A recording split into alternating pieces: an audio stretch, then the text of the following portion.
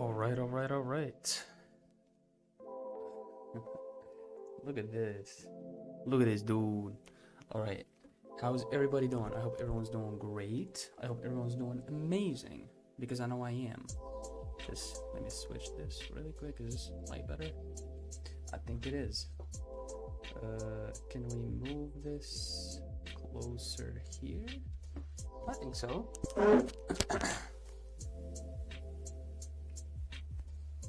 Does that look better? I take it up a notch. Wait, what if I move it a little bit? Would that make a difference between here and here? Here, here.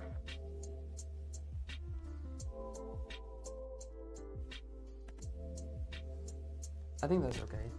All right. Hello everyone. How's everybody doing? I hope everyone's doing great. I hope everyone's doing amazing, because I know I am. My name is Chad. I'm a motion designer, and I'm learning to draw every day just to prove to people that it's not really that hard.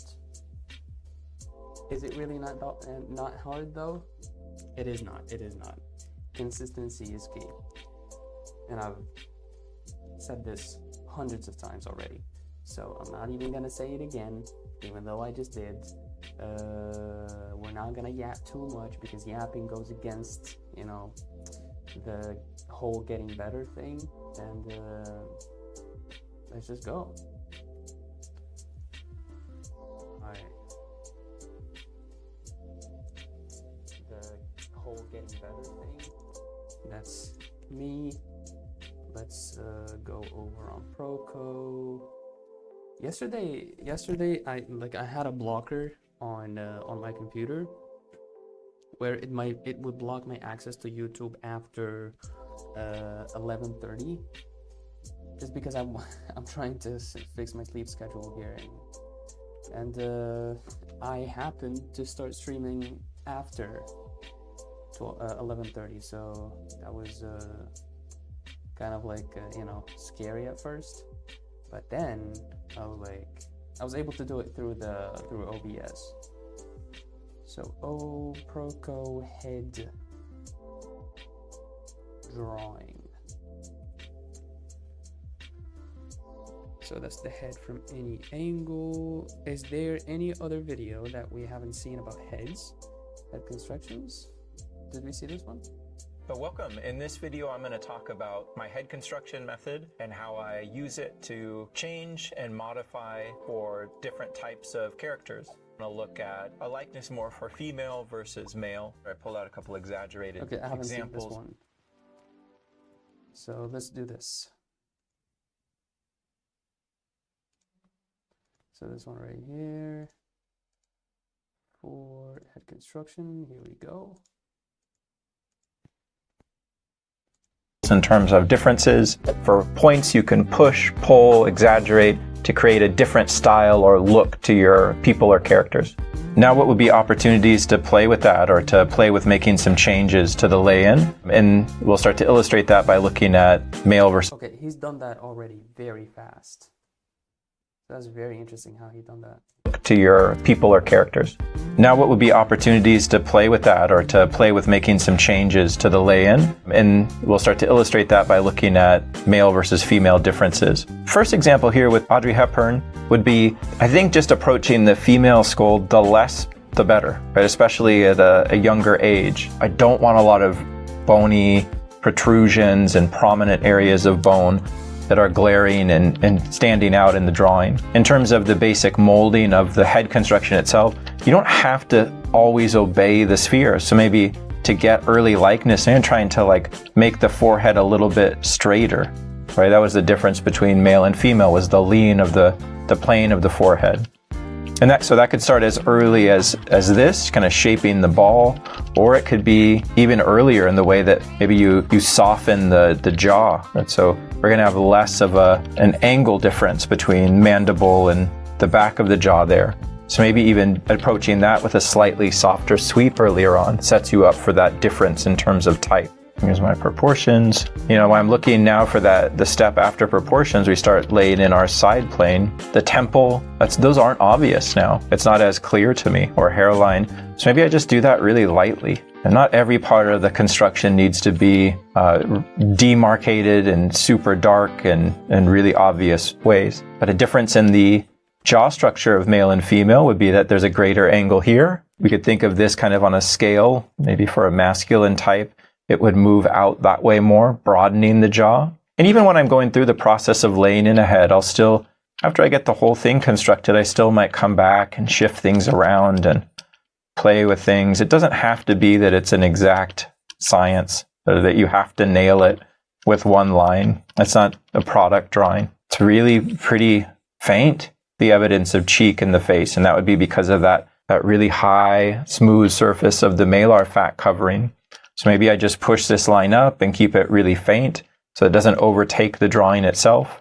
In terms of working through the brow, I would want much of this or all of this to also feel less commanding, so more understated. I don't want the brow to be that really aggressive folding of planes. I would rather try to create something that lightly gives me an understanding of corner, but could also suggest or keep a suggestion of subtlety through the idea that there's fat up here and that the skull itself at this point is going to be pretty well covered over. So maybe the eyebrow would be a nice way of just suggesting that turn, a little bit of a turn to the forehead or temple.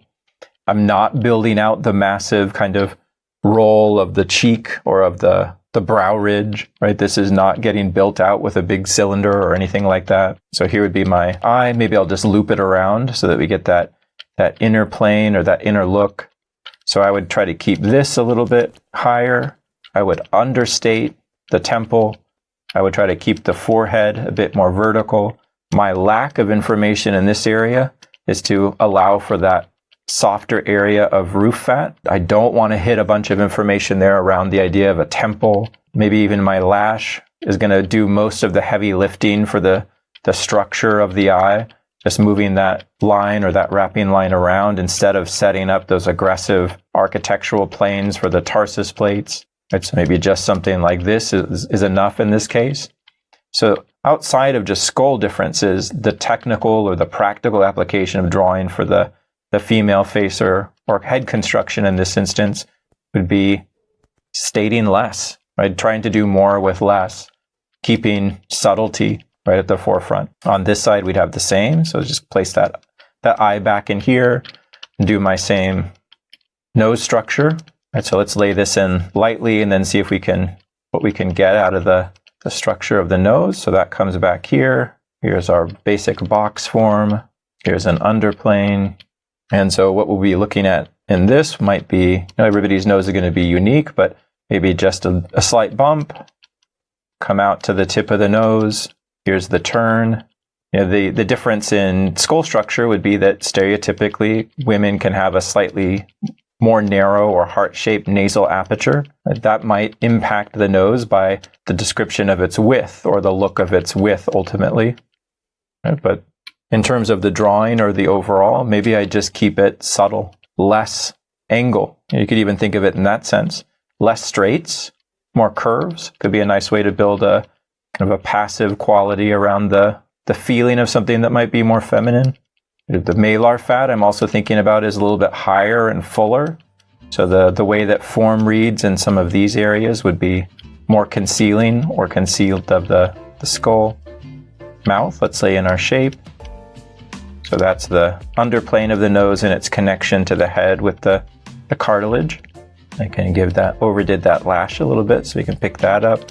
And then for the denture sphere, and then chin. So especially with the chin, I'm going to change that to be even more kind of passive or softer in that movement back.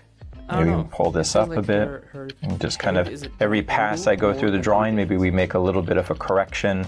So by the time that we get down the first pass, we have one stage, and then every pattern in that movement back. Maybe we can pull this up a bit and just kind of every pass I go through the drawing, maybe we make a little bit of a correction. So by the time that we get down the first pass, we have one stage, and then ready for the next stage or development, So now at this stage, maybe we feel good about going into the lips. Maybe we'd keep these a little bit more full. That same thing, we're gonna wrap this around, thinking about my M and my W. Maybe we could drop that just a little bit more. Pull that here. So I would be looking to maybe understate that big drop of that philtrum, maybe heighten the curve of the M in this kind of more classic Hollywood look for the female face. And then what is this just kind of gives me that nice read of the plane pushing out and then back. Here's that node at the end of the mouth. And then lower lip doing the same, coming forward, back. Here's our W underneath and the wrap of that lip back up. Kind of that area of the buccal fat, just making that notation there through that little mass or circle. I could probably even move that chin up a little bit more. So look, from my lay-in to my second pass, as I start to customize for likeness, it's okay to make changes and corrections. And so that's kind of me thinking about where that underplane would sit. That's part of achieving or kind of working towards a likeness or the development of an idea for me, is that it's going to take different versions, and the progression towards the final might look different than the beginning. The reason I like kind of working with an approach that allows me to be more process oriented is I can make corrections and mistakes along the way.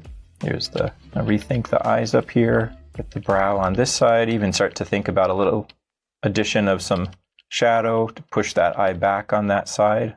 And then it's always nice to maybe put on a hair shape too. So again, just thinking of some kind of hat. What would be a plastic hat that you could wrap and kind of ornament the shape of the head with around? We'd have this going back. I can see that part here, that might work as a nice wrapping line. For hair, I'm also kind of along the way thinking about what its structure would be too. You don't have to, but that helps me keep an idea of what the form of that shape might be. This clearly has a wrap with the side of the skull as it turns.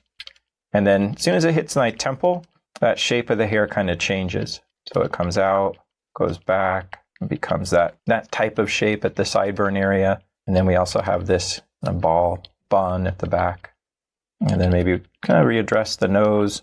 But I'm mostly just all the way through trying to keep a curved or a softer curve with less architecture for the overall of the skull. Big points that I would be aware of in terms of structural differences, angle of the jaw, width of the jaw, angle of the chin, right, that recessive angle back this way. Trying to keep the chin from being overly squared, right? So making sure that feels rounded or withdrawn or curved back. The brow being less heavy, and thinking more of the forehead as that slightly more vertical plane. And so that would be my quick and dirty view of that, kind of thinking about the adjustments made for head construction. In this course, you're going to be learning a step-by-step approach that will take you through how to understand the proportions of the face, develop primary structures for your skull and jaw, and then address the features as sculptures that will be set on top of those primary forms. In contrast, we could look at a much more different face, which might highlight the qualities, really exaggerated qualities of more of a masculine skull. So here could be our same setup, and just to really push that difference in terms of contrast. So, what if I started my jaw? Would it make sense to start the jaw like we normally would, like this, and then build out?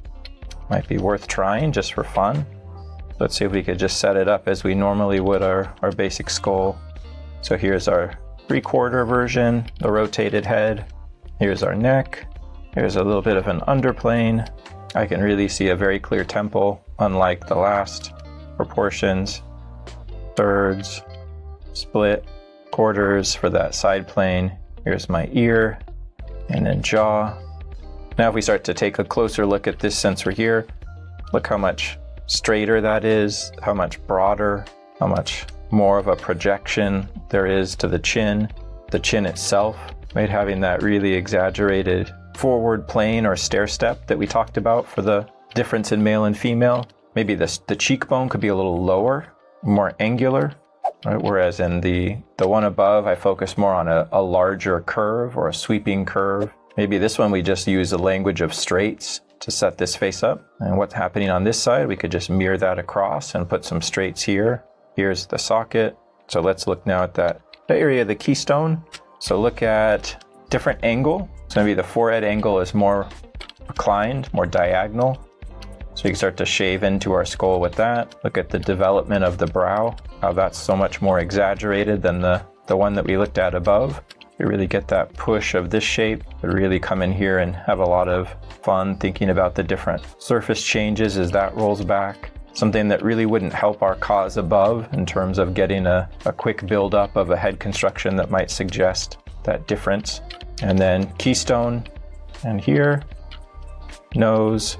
Nasal saddle looks pretty thin, but then the development into its structure for that boxy area is much wider, right, than I think that we observed in the female face above. So that might just be bigger, maybe the result of a larger nasal aperture. So maybe our box in this one is just much more broad, but it still drops to the same points. It's just communicating out to a wider position.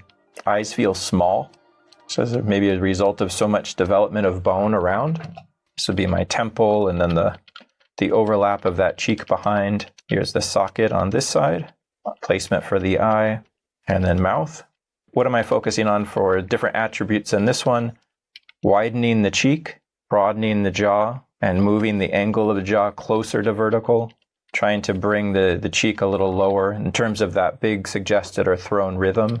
I think that if we were to draw the bone of the cheek more directly, it would be maybe a little larger. We could also do that. Think about the size here. So this would be a common area for men that gets wider. Right? That's why I'm kind of making my curve lower to suggest that wider positioning for the cheek or the width of that cheekbone ridge. And then here would be my denture sphere, my mouth. So even without a lot of detail or ornamentation on top, I think you can still feel the fundamentals are different for each. Right? Without kind of going into the wrap of the eye socket or the placement of the lips. It's a different head. It's a different character at that sense, or at that stage even. So if we start to go in and put the lips on, kind of feel like at this stage, the individual features are important, but not as important as the way that the head construction was used to modify the beginning. Because the features are just going to describe a specific quality within that big framing. So here with the turn in the nose and the change or the cut for the nostril. It's not that that isn't important. It certainly is. It's fun to do, but it doesn't change the fact, right? It doesn't reallocate an understanding of character from that big organization of the head. And then look at the crazy development of the chin here. So we're really getting that push around. So while the one above, another way to think about it is a downplay or a de-emphasis on the underlying structure and skull, right, in order to celebrate kind of a softer or more understated look or representation. This would be the counter or the opposite. Right? For the male, I'm really trying to play up, like even accelerate the ideas of construction and skull around the kind of the arrows, right? Cheek, jaw, forehead. We talked about the superciliary arch as an important area of difference.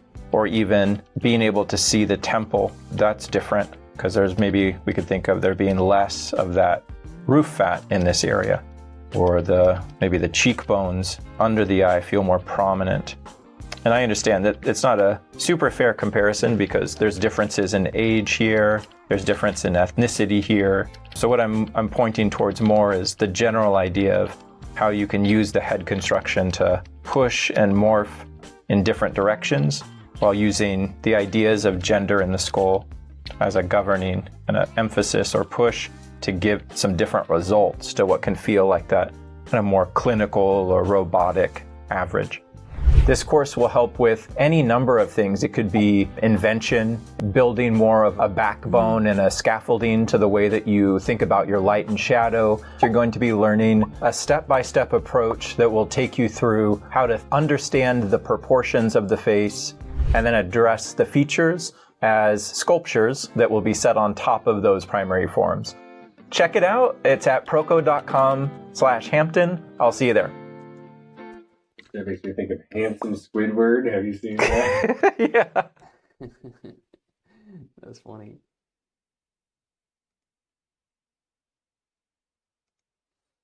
Alright. Music is back. Interests.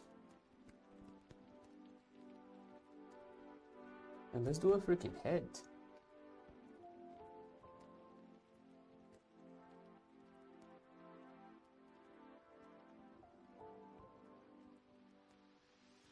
This is nice.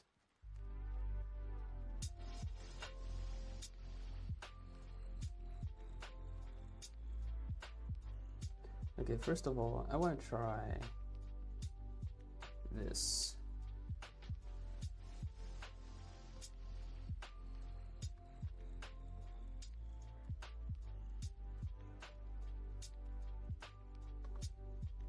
Okay. And honestly, I'm not liking this brush too much, but you know, I lost all my brushes, man. All of them. Insane how that can happen.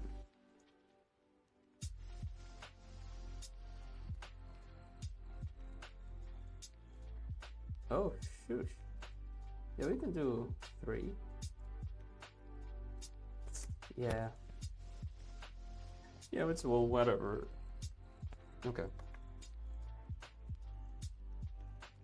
Let us look at this lady.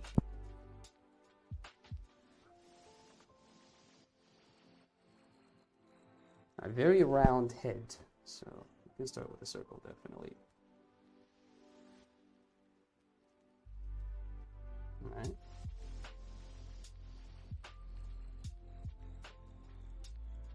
And then we look at the direction of this. So this is going right here.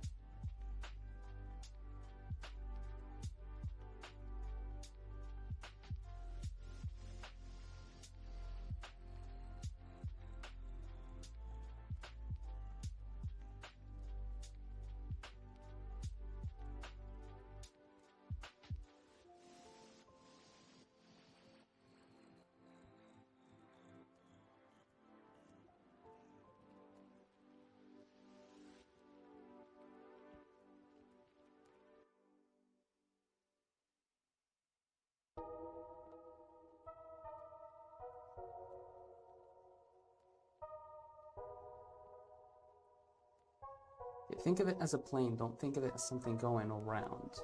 I think that's easier. I think it makes things easier.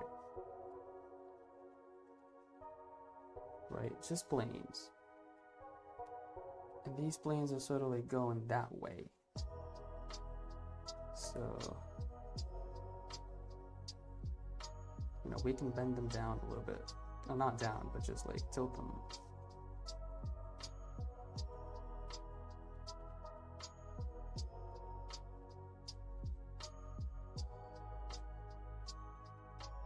So this line is pretty straight.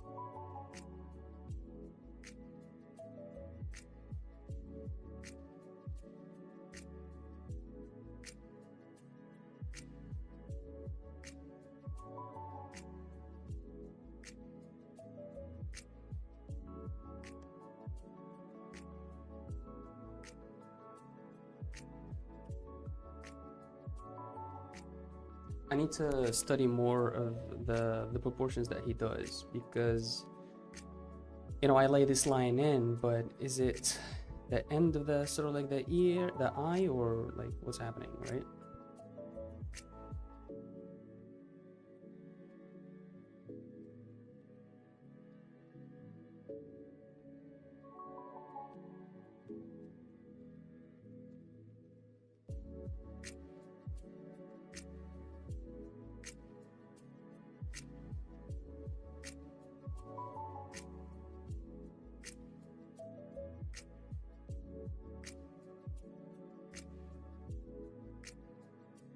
I think it does go slightly above, but we're not gonna fix it. Maybe I will just like make it darker. I don't want to erase anything.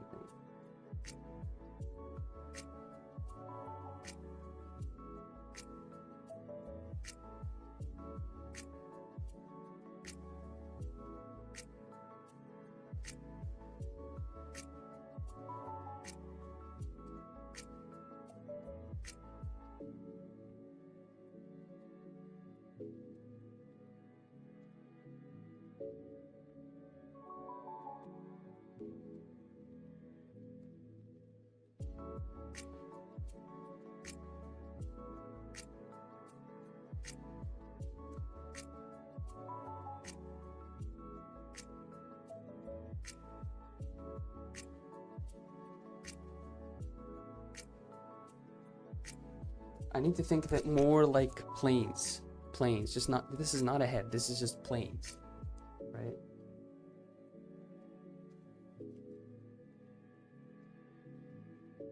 Planes that are made out of lines, basically. Just planes. This is a plane. This is a very smooth, featured face. Obviously, women features can be way smoother than men's. So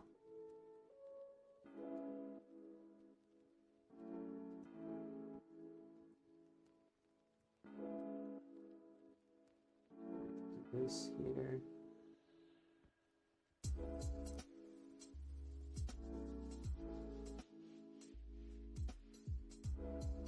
We can make this larger actually.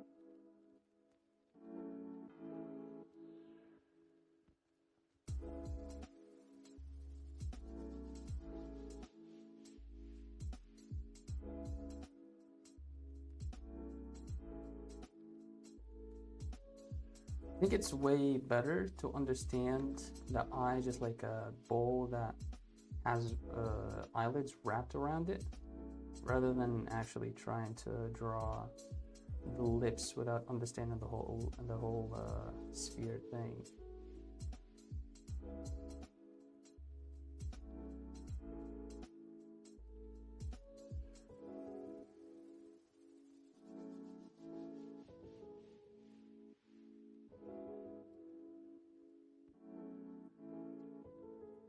Okay, this eye just looks lazy a little bit. So maybe if we can take it up a notch. This is why it's, you know, you don't make your lines dark, man.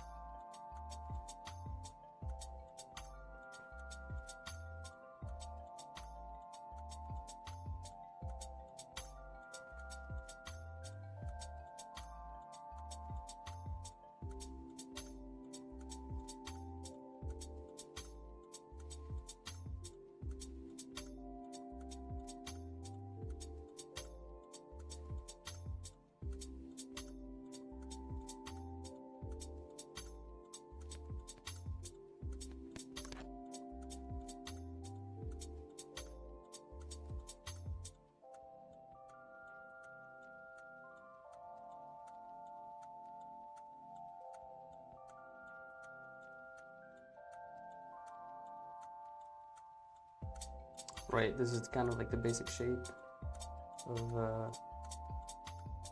our hair. I mean, I'm trying to do this, right? Trying to get the planes, get the 3D shape. Instead of just like drawing what I see, I need to draw shapes. That's what I need to understand.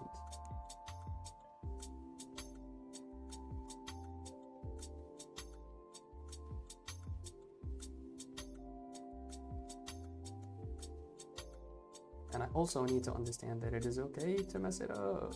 You know, it's okay to do it over, to draw over things. Just learn not to, you know, make lines darker.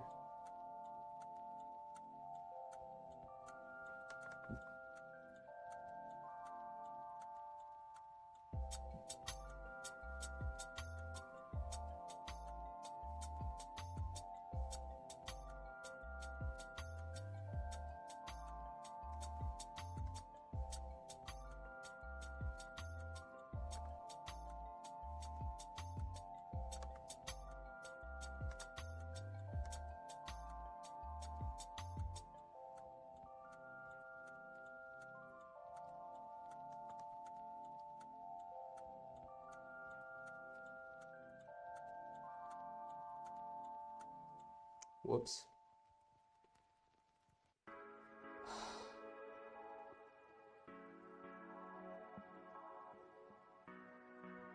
She looks like she has a pretty strong neck, so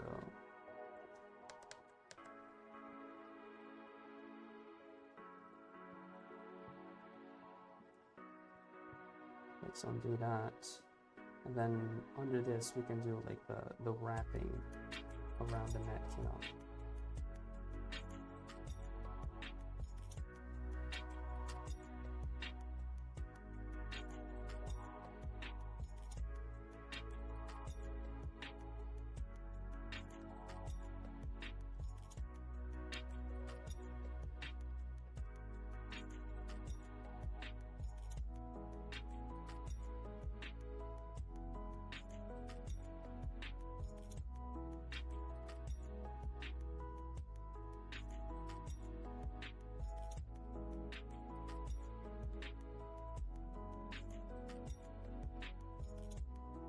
The lip feels like okay. Feels like it is just like the one in the reference. I don't know. Maybe this eye is not large enough, and I'm going to resort to sneaky ways.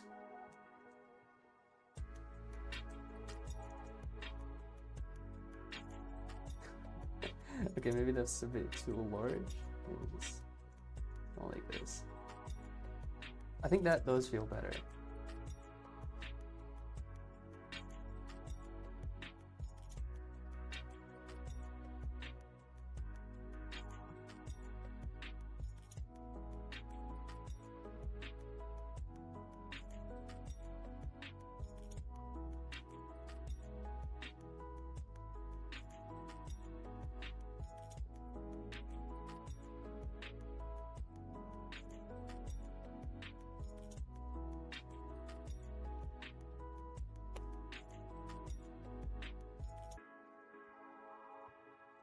There you go. I'm actually liking it. I'm liking it a lot. All right, I'm gonna post this really quick.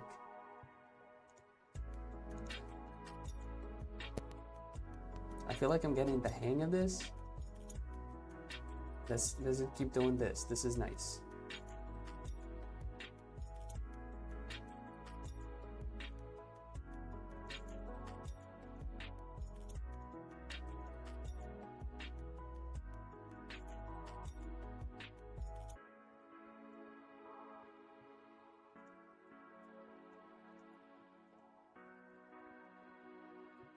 Another head.